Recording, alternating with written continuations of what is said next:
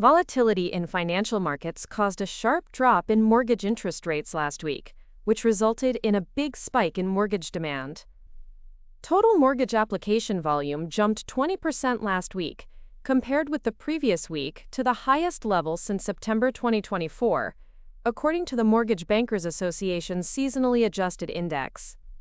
The average contract interest rate for 30-year fixed-rate mortgages with conforming loan balances, $806,500 or less, decreased to 6.61% from 6.70%, with points increasing to 0.63 from 0.62, including the origination fee for loans with a 20% down payment.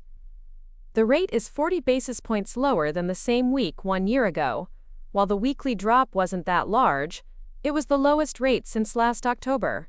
That headline may have spurred current homeowners with higher rates to move quickly.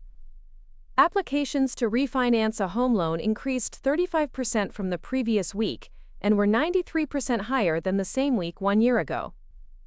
Part of those large percentage increases is simply that the volume is still so low that any move is outsized.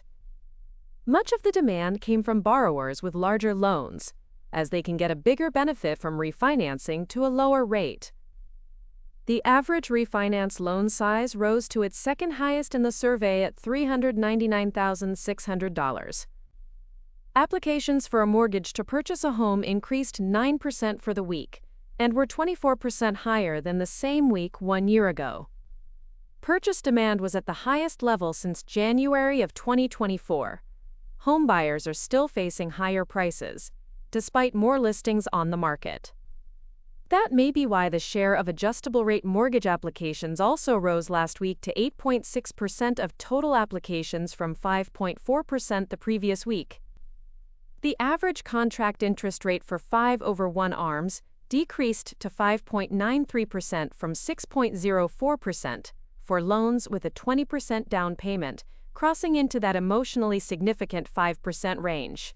The increase in mortgage demand, however, may be short-lived, as mortgage rates shot higher to start this week.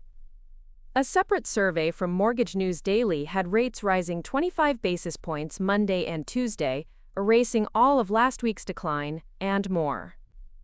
Additional tariff updates can certainly still cause volatility, but likely not on the scale seen over the past few days, said Matthew Graham, Chief Operating Officer at Mortgage News Daily.